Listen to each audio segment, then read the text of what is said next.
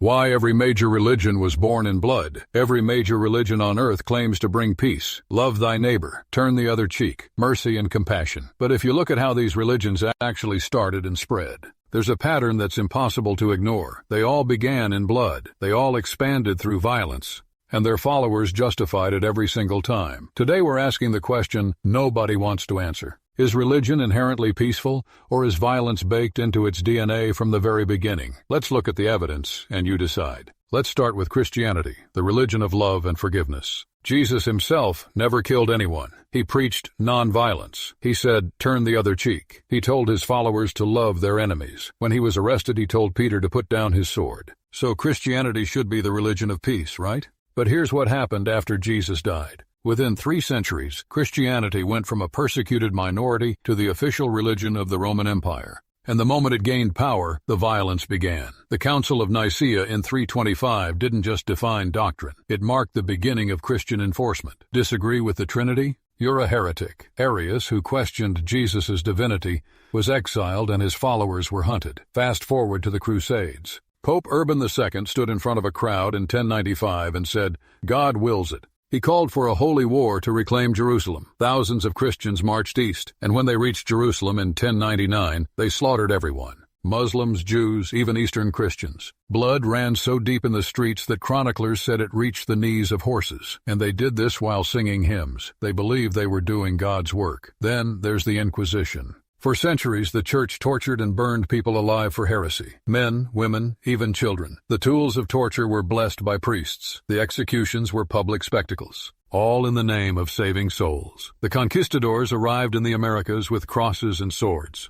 They enslaved entire populations, destroyed civilizations, and justified it by saying they were spreading the gospel. Millions died, but it was called mission work. Even the Protestant Reformation, which started as a call for reform, led to wars that killed millions, Catholics versus Protestants. The 30 Years' War alone killed 8 million people. Towns were burned, populations were wiped out, and both sides claimed God was on their side. So here's the uncomfortable question. Did Christianity start with peace and become corrupted, or was violence always part of the plan once it gained power? Now let's talk about Islam, and this is where it gets even more controversial. Islam's early history is inseparable from warfare. Muhammad himself led military campaigns. The Battle of Badr, the Battle of Uhud, the conquest of Mecca. Islamic scholars don't deny this. They celebrate it. They say Muhammad was not just a prophet, he was a statesman, a military leader. But here's what critics point out. After the Battle of Badr, 70 prisoners were taken. Some were executed. After the Battle of Uhud, there was retaliation against those who had betrayed the Muslims. And then there's the Banu Qurayza incident. This is one of the most debated events in Islamic history. The Banu Qurayza were a Jewish tribe in Medina accused of betraying the Muslims during the Battle of the Trench. What happened next is documented in Islamic sources. The men of the tribe, somewhere between 600 and 900, were executed. The women and children were taken as slaves. Islamic scholars argue this was a lawful punishment under the rules of war at the time. The tribe had committed treason during a siege, but critics ask, does that make it right? Does context justify mass execution? This isn't propaganda. This is in the Hadith. It's in the Sirah. It's part of the historical record. And this pattern continued. Islam spread rapidly across the Middle East, North Africa, and into Europe. Some through trade and preaching, yes, but much of it through conquest. The Ridda Wars, the wars of apostasy, were fought immediately after Muhammad's death against tribes that wanted to leave Islam. Thousands were killed. The expansion into Persia, the Byzantine territories, North Africa, and Spain all involved military campaigns. Caliph Umar, Caliph Uthman, Caliph Ali all led or sanctioned wars. And again, Islamic tradition doesn't hide this. It's documented. It's taught. The question is, should we judge it by today's standards or by the standards of 7th century Arabia? Muslims argue that warfare was the reality of the time. If Islam hadn't fought, it would have been destroyed. Christians argue the same about the Crusades. They say they were responding to Muslim expansion. So who started it? Who's defending and who's attacking? The answer depends entirely on where you start the timeline.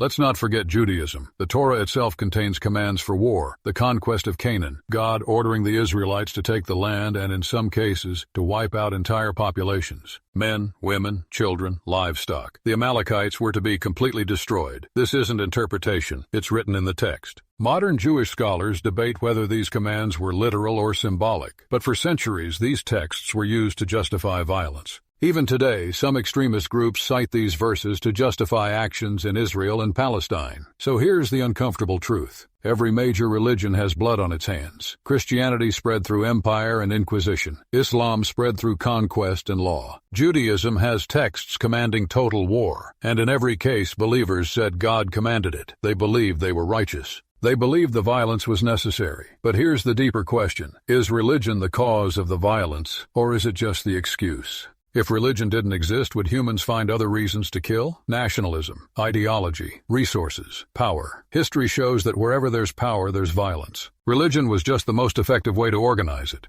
to justify it, to make people willing to die for it. Some will argue that religion has also inspired incredible acts of compassion, hospitals, charity, human rights movements, and that's true, but that doesn't erase the violence. Both can be true at the same time. Religion can inspire the best and the worst in humanity. The question is, on balance, has it done more harm or more good? And that's a question every believer has to answer for themselves. I'm watching the comments already. Christians will say Islam is worse. Muslims will say the Crusades were worse. Jews will say they were only defending themselves. Atheists will say all religion is poison.